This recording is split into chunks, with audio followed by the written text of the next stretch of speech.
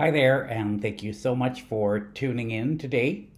Greetings to you all from my quarantine here in Spain, one of the countries that are hit very badly with the virus, but I am sure that you have heard about that in the media.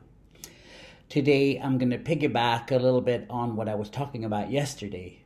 We were talking about how we can harbor crisis reactions, and I was talking yesterday about physical activity and how important that can be for some people to be able to put up with being in crisis. There is another aspect that I want to lift today, and that has to do also with the physical. Research is so clear on that there is a strong connection between our physical bodies and how we are doing mentally. Mental health and physical activity is proven to have a great impact. When your body is feeling better, you are also feeling better inside. But I want to talk about another aspect, and that is not physical activity, but actually physical touch. It is so important that we are being touched. In fact, in my seminars that I do, and now we're not talking when there is a coronavirus going on where people really need to think about physical distancing. But there is still a principle that I want to talk about today, and that is the whole thing about physical touch. On my teams that I have had through the years, I have always made sure that I have massage therapists or reflexologists or people that work with some kind of acupressure, but anything that has to do with physical touch. Because for some people, this touch, to be touched, actually helps people to harbor what they're going through.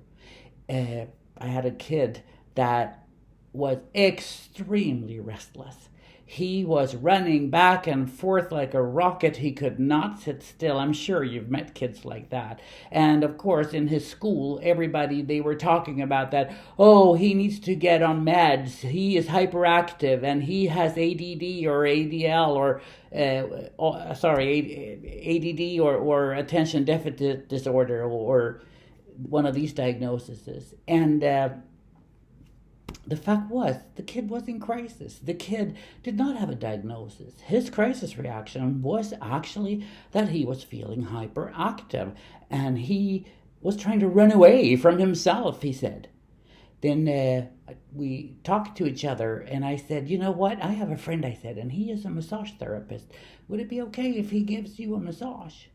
And we arranged it, and this kid, he was on that massage table and my friend was giving him a massage, and something happened. The kid immediately relaxed, and afterwards he said, it's like, it was so nice to just lay there, he said, because something needs to happen all the time, but something was happening, but somebody else was doing it to me, and I could actually relax just based on the fact that something was happening and it felt good and I didn't need to run. I have had people that are feeling depressed that are very helped with physical touch.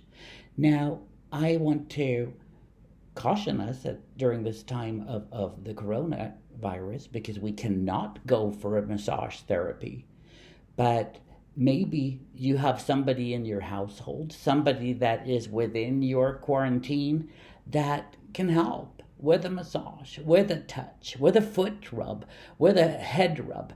Anything like that can actually help us harbor the crisis reactions that we are going through.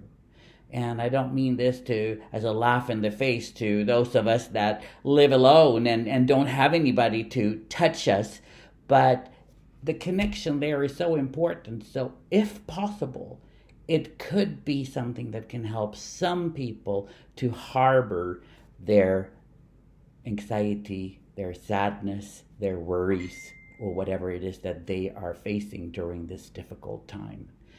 So try it. It might work.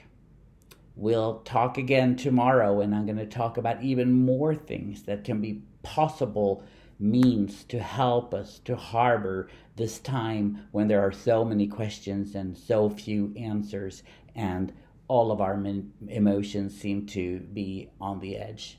So have a good day, and I'll talk to you tomorrow. Thank you for listening.